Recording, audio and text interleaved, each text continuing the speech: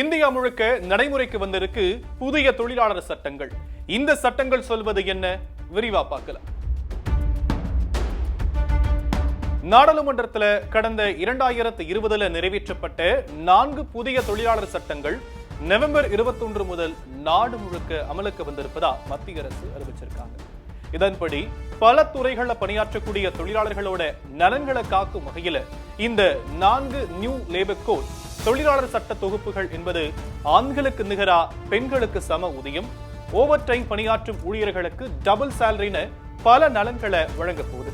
அதாவது தொழிலாளர் ஊதிய சட்டம் 2019, தொழில்துறை சட்டம் 2020, சமூக பாதுகாப்பு சட்டம் 2020 மற்றும் தொழில்முறை பாதுகாப்பு, சுதந்திரம் அண்ட் பணியிட சூழல் சட்டம் 2020 உள்ளிட்டவற்றதா இந்த புதிய தொழிலாளர் சட்ட தொகுப்புகளா பார்க்கப்படுது.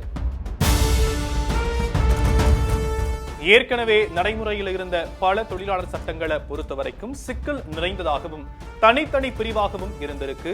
சோ இது எல்லாத்தையுமே இப்போதைய காலகட்டத்திற்கு ஏற்ப மாற்றியமைக்கப்பட்டிருக்கு. இதன்படி இந்த 4 லேபர் கோட்ஸ் தொழிலாளர் நலன் சார்ந்த விதிகளை மேம்படுத்தி தொழிலாளர்களை பாதுகாப்பது, பணியிட சூழலில் அவர்களுக்கான சீரமைப்பு, பணி பாதுகாப்பின் அடிப்படையில் இந்த சட்ட தொகுப்புகள் கொண்டு வரப்பட்டிருக்கு.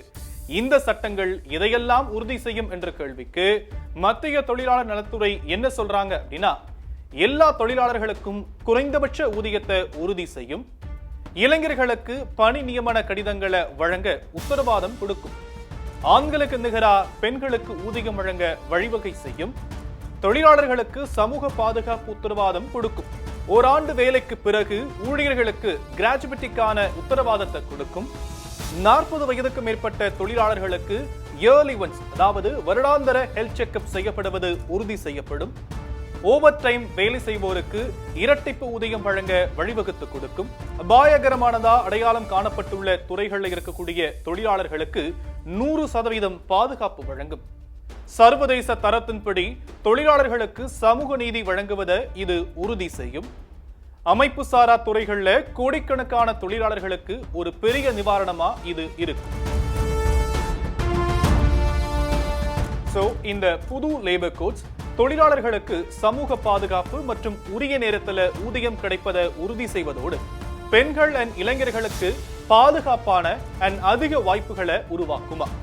இது இந்தியாவின் பொருளாதார வளர்ச்சிக்கும் தொழிலாளர்களுடைய நலன்களுக்கான மிக முக்கிய நகர்வா அமையும்னு மத்திய அரசு கருதுறாங்க.